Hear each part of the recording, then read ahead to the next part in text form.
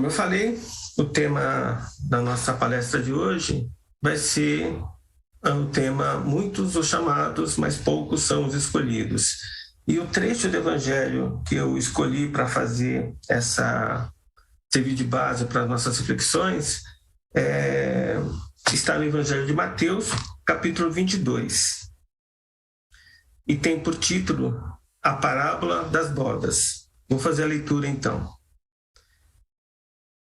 Jesus, tomando a palavra, tornou a falar-lhes em parábolas, dizendo: O reino dos céus é semelhante a um certo rei que celebrou as bodas de seu filho e enviou os seus servos a chamar os convidados para as bodas, e estes não quiseram vir.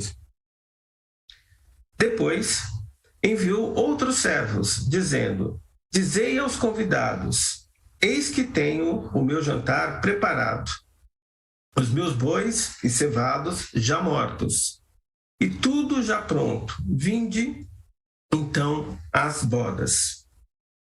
Porém eles, não fazendo caso desse convite, foram um para o seu campo e outro para o seu negócio. E ainda outros apoderaram-se dos seus servos, os ultrajaram e mataram. E o rei, tendo notícias disso, encolerizou-se e, enviando seus exércitos, destruiu aqueles homicidas e incendiou a sua cidade. Então, disse aos servos: As bodas, na verdade, estão preparadas, mas os convidados não eram dignos. E depois, as saídas dos caminhos, e convidai para as bodas a todos os que encontrardes. E os servos, saindo pelos caminhos, ajuntaram todos quantos encontraram, tanto os maus como os bons, e a festa nupcial ficou cheia de convidados. E o rei, entrando para ver os convidados, viu ali um homem que não estava trajado com veste nupcial, e disse-lhe: Amigo, como entrastes aqui, não tendo vestes nupcial? E ele emudeceu. Disse então o rei aos seus servos: Amarrai-o de pés e mãos, levai-o e lançai-o nas trevas exteriores. Ali haverá pranto e ranger de dentes, porque muitos são os chamados, mas poucos são os escolhidos. Bem, nessa leitura, através dessa parábola, Jesus nos coloca que para que nós possamos um dia estarmos no reino dos céus, é preciso que nós nos adequemos, que nós nos preparemos. Essa parábola precisa ser entendida de forma que nós tenhamos a consciência correta que o reino dos céus seria como este banquete, estas festas de bodas, este jantar de casamento. E que é preciso estar preparado, é preciso se preparar para poder ter acesso ao reino dos céus.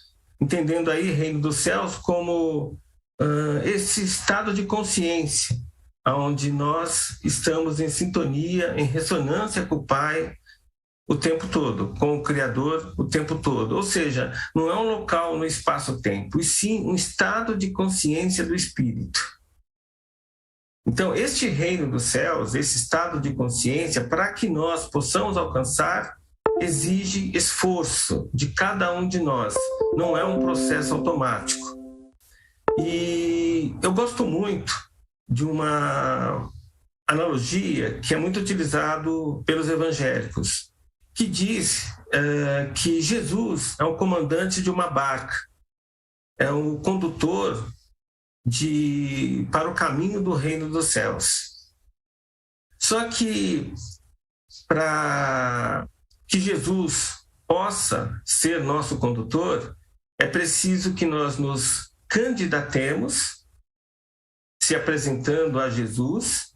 Essa apresentação pode ser um uma leitura bíblica, pode ser uma palestra, ou seja, nós somos apresentados a Jesus, ou nos apresentamos a Jesus, então é preciso que nós nos candidatemos e depois nós precisamos nos eleger para podermos ser guiados por Jesus até o reino dos céus. Então, tem que haver dois movimentos. O primeiro é se apresentar a Jesus, né? O segundo é nos elegermos, nos qualificarmos para poder seguir Jesus, ser discípulo de Jesus. Para os evangélicos, para os cristãos católicos, para você se eleger, basta que se arrependa dos seus pecados. Quer dizer, basta o candidato se arrepender, que automaticamente ele está na barca, ele vai ser conduzido por Jesus ao reino dos céus. Para os judeus, basta que ele se declare um judeu, ou seja, quando a barca se apresentar na cidade do interessado, ou quando o interessado, né, procurar Jesus, ele diga que é um judeu, porque, de acordo com essa visão, todo judeu faz parte do povo de Deus, então automaticamente ele é o povo eleito. Então, o candidato judeu, né, o judeu é um eleito, já está eleito para pertencer ao reino dos céus. Bem, e para nós espíritas? Para nós espíritas é um pouco mais complicado na nossa visão. Não basta a gente candidatar-se, a gente se apresentar a Jesus, nós conhecermos, né, os seus ensinamentos, até os seus exemplos. É preciso que nós nos elejamos, nós nos adequemos ao que é necessário para que Jesus nos conduza. E aí é que mora o problema, porque a gente precisa, então, se adequar, precisamos nos esforçarmos, precisamos colocar as vestimentas corretas para, assim, merecermos alcançarmos o reino dos céus. Bem, então o que nós precisamos fazer? Nós precisamos trabalhar, então, 3 coisas que eu vou começar a descrever agora. A primeira é a nossa reforma íntima, a educação do nosso ego, do nosso eu menor. Nós temos a tendência, de alguma forma, a nos acharmos especiais. Então, temos uma grande tendência a sermos orgulhosos, nos achando especiais, a sermos vaidosos, a sermos arrogantes, né? Eu sei, eu tenho razão, a sermos possessivos, é meu. Enfim, né? Nós, de alguma forma, internamente, temos essa tendência de nos julgar melhor que o outro de alguma forma. Então, precisamos nos educar, remover as cascas egóicas, que são as manifestações do ego, do eu menor, para que o divino que está em nós possa, então, resplandecer de maneira contínua. E assim nós podemos caminhar tranquilamente para o reino dos céus, guiados, né, por Jesus. Jesus, para nos facilitar a vida, ele nos trouxe um manual de caminhada, de referência, que nós podemos seguir para nos reformar em espírito, para nós educarmos o nosso ego.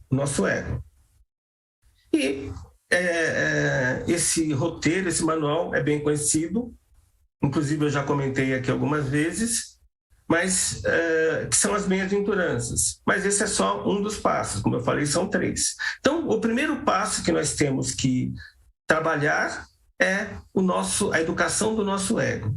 E as bem-aventuranças, né, é o nosso guia, o nosso principal manual, referência para fazer isso. Principalmente as 4 primeiras bem-aventuranças nos ajudam nesse processo. A primeira, bem-aventurados os pobres de espírito, porque esses terão, né, o reino dos céus. Então, bem-aventurados aqueles que se reconhecem como miseráveis, como imperfeitos, como os pobres em espírito, mas que têm consciência que muito rico em espírito podem ser. E, com humildade, reconhecendo as limitações, trabalham em si para melhor ser, para que possam estar qualificados, né, no caminho que leva ao reino dos céus. Então, a primeira bem-aventurança tem a ver com o amor próprio. E é muito importante que nós trabalhemos essa bem-aventurança, porque é o início do processo para nós cumprirmos o mandamento maior de Jesus, que ele trouxe do Criador. Amai a Deus sobre todas as coisas e amai ao próximo como a nós mesmos. Então, nós precisamos nos amar primeiro para depois podermos amar ao próximo, porque eu só dou o que tenho. Então, eu não vou conseguir amar ao próximo se eu não me amo primeiro. E amando ao próximo, eu estou, né, obedecendo o mandamento maior, porque o próximo, o divino, está manifesto, sempre. Então, eu dizer que amo o divino e não amo o meu próximo é hipocrisia, porque o divino em tudo está manifesto. Então, como eu posso amar o divino se eu não amo o meu próximo? Só que para amar o meu próximo, antes eu preciso me amar, porque eu só dou o que tenho. E para me amar, eu preciso, então, trabalhar o meu orgulho e trabalhar a minha vaidade. Porque o orgulho e vaidade são manifestação do ego, do eu menor. E não são ruins, como a gente tem essa tendência a achar que o orgulho, a vaidade são ruins. Eles são ruins quando não estão sob controle, não estão em equilíbrio. O orgulho, quando se manifesta pela valorização de eu reconhecer o que eu tenho, o que eu sou, o que eu conquistei, isso é bom, é amor próprio. Eu me orgulho do que sou, do que tenho, do que conquistei. Isso é bom. Agora, quando esse orgulho pelo que tem, pelo que é, pelo que conquistou, nos faz sentir melhor do que o outro de alguma forma, aí é ruim. Estou me amando demais. Então, aí eu preciso usar a humildade para colocar esse orgulho exacerbado no nível correto.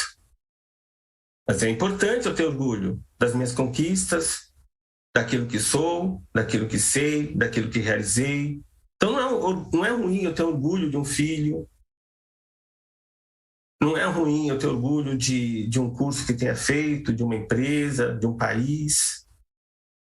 Mas isso não pode fazer com que eu me sinta melhor que ninguém, porque na verdade eu não sou. Nós não somos. A vaidade também tem a ver com amor próprio. Então, eu gostar de cuidar bem do meu corpo, dessa máquina biológica que eu uso para manifestar na matéria, isso é até uma questão de inteligência. Eu tenho um corpo adequado, então eu cuidar da minha alimentação, fazer uma academia, ir no médico periodicamente, isso é uma vaidade boa. É eu me amar de maneira adequada. O ruim é quando eu vou numa academia para ficar com o corpo sarado, para chamar a atenção de outras pessoas. Aí eu estou procurando o amor que me falta.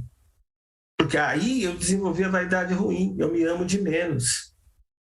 Então eu estou fazendo academia para procurar a atenção, o carinho, o amor que me falta. Está me faltando amor próprio. Então, a primeira bem-aventurança tem a ver com amor próprio, com o reconhecer as minhas misérias, as minhas limitações, os meus defeitos, mas porque eu tenho amor próprio, eu me trabalho para mais ser, me refinando. E porque eu tenho amor próprio, em equilíbrio, eu consigo aí passar para a segunda bem-aventurança, amar meu próximo, que é o que tem a ver a segunda bem-aventurança. Bem-aventurado aqueles que se lamentam, que choram, que se afligem, porque serão consolados. Bem-aventurado aqueles que percebem a miséria do próximo e se toca. Esses serão consolados. Ou seja, ele percebe as misérias do mundo, ele percebe, ele nota, ele repara as limitações do próximo, os problemas que o próximo tem, e ele se preocupa com isso, ele se aflige com isso.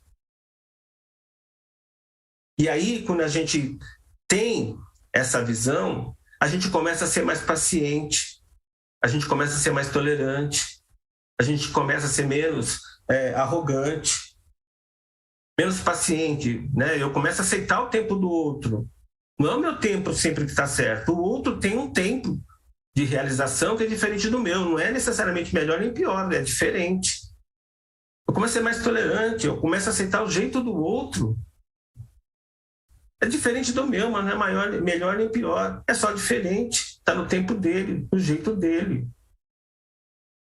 Arrogante, eu deixo de ser arrogante quando eu domino a segunda bem-aventurança.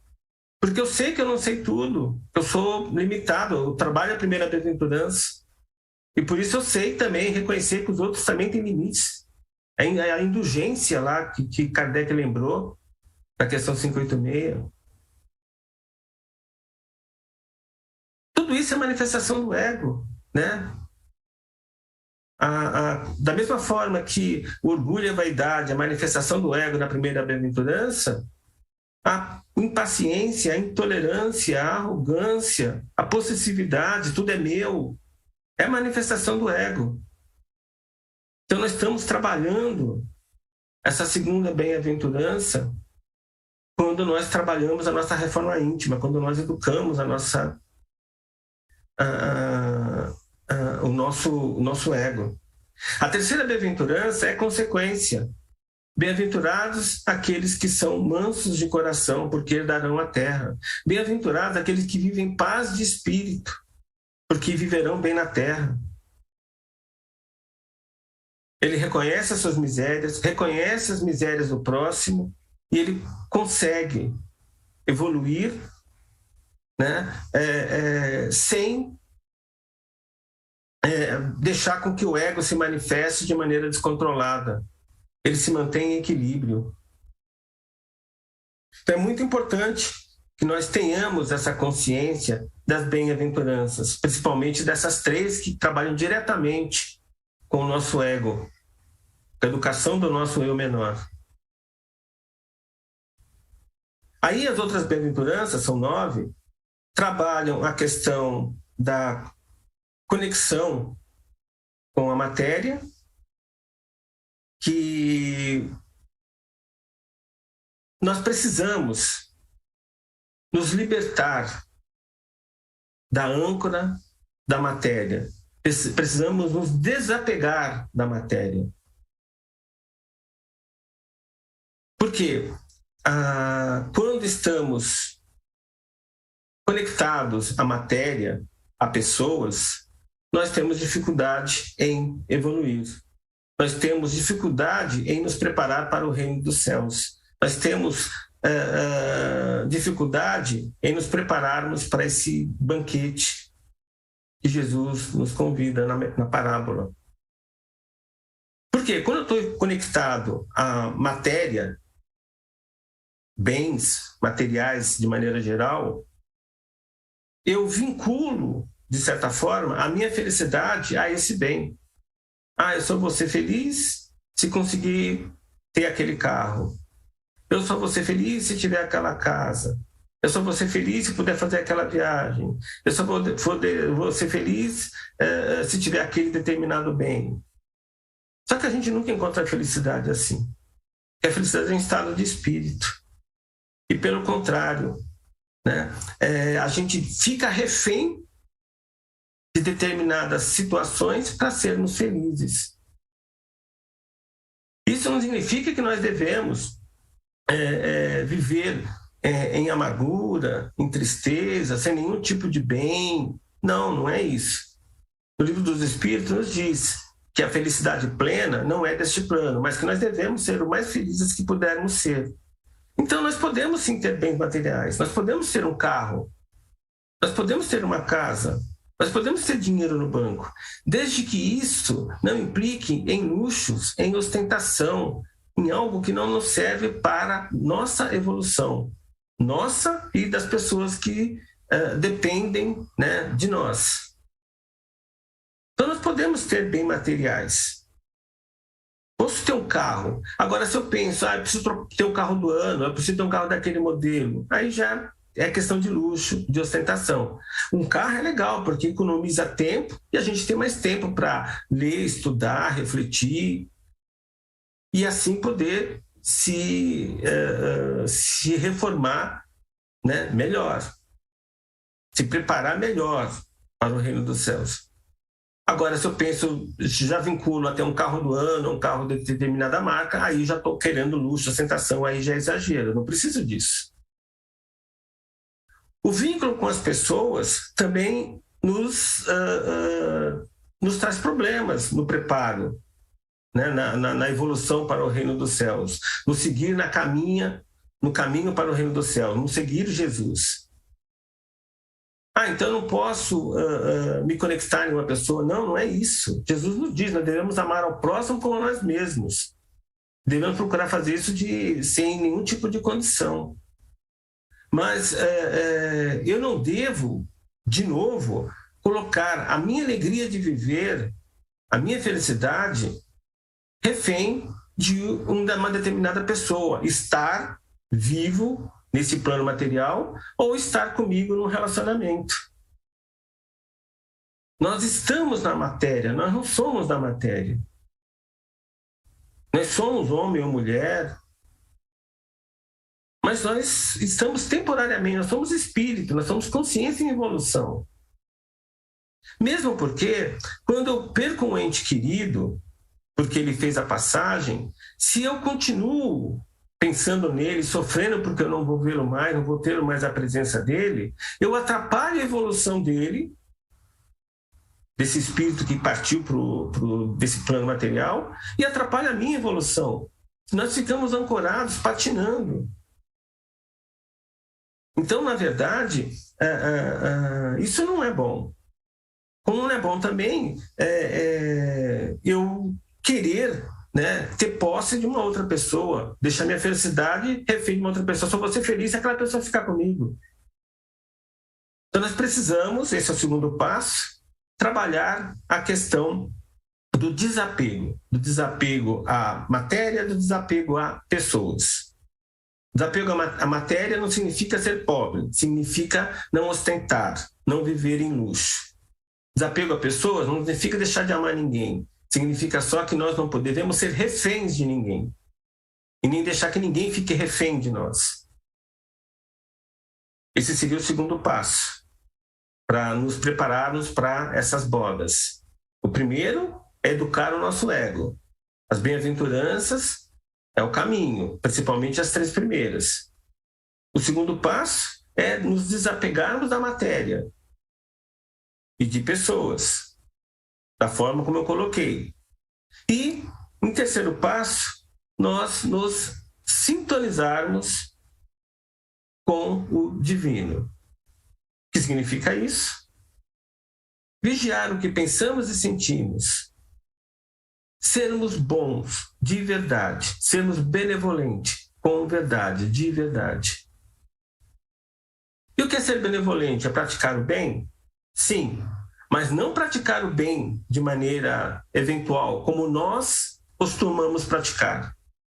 Quando damos um abraço a quem precisa, quando doamos o nosso tempo a quem precisa, quando nós fazemos alguma atividade social que ajuda alguém. Fazer isso é ser beneficente. O que Jesus nos convida, Kardec também, é que sejamos benevolentes, um nível acima.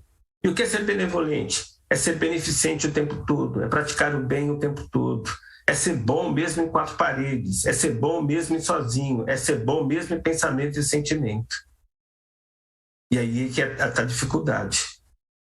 Então, nesse terceiro passo, para nos prepararmos para essas bodas, para o reino dos céus, nós precisamos vigiar o que pensamos e sentimos. Porque as nossas obras, que é o que nós falamos e fazemos, é produto do que pensamos e sentimos.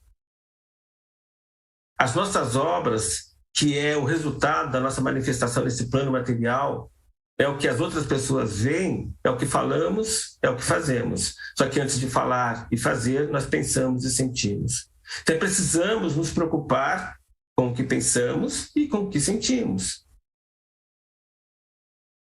O vigiar e orar tem a ver com isso. Vigiar o que pensamos, vigiar o que sentimos. Sentimos também? Sim, porque tem sentimentos que não se originam do pensamento. A maioria dos sentimentos se originam do pensamento, mas tem sentimentos que têm outras origens. Podem ter origem no local onde estamos.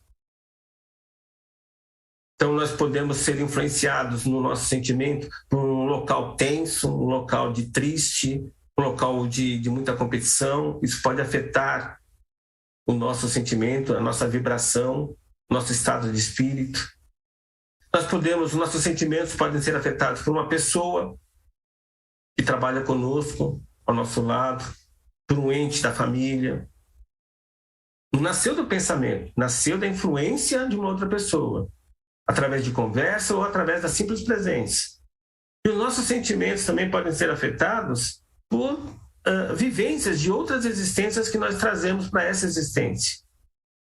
Então, nós temos que vigiar o que pensamos, que o pensamento é mais rápido que o sentimento, para podar aqueles sentimentos que possam fazer com que nós vibremos de maneira ruim. Porque o sentimento vira emoção, e emoção é que nos faz falar e fazer. Emoção do latim emovere. Então, toda emoção provoca externamente o ato de falar ou fazer. Quando a gente não quer rodar baiana, essa emoção é deslocada internamente, aí prejudica nossos corpos físicos e espirituais. Mas antes da emoção se materializar, ela é um sentimento. E enquanto é um sentimento, nós podemos controlar através do nosso ato de pensar. Opa, percebi que estou triste, que estou depressivo, que estou nervoso. Cabe a mim, então, que estou me vigiando, mudar esse estado de espírito. Vou ouvir uma boa música, vou ligar para alguém que eu gosto, vou caminhar na rua, né? Vou ler um bom livro, vou ver um seriado. De tal forma que eu pare de sentir, de pensar aquelas coisas que me fazem vibrar de maneira ruim. Então, cabe a mim vigiar o que penso e vigiar o que sinto. Quando, através desse monitoramento, eu percebo que não estou sentindo coisas boas, eu ligo a chavinha e vou fazer outra coisa. Se for um pensamento, já corto de pronto. Porque eu preciso, na maior parte do tempo, vibrar coisas boas, usinar coisas boas.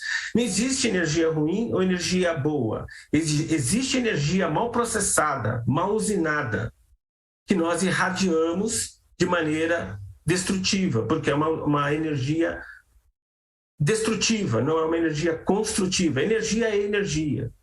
Para ela ser construtiva ou destrutiva, depende do que pensamos e sentimos. E nós irradiamos, quer queiramos, quer não, energia o tempo todo.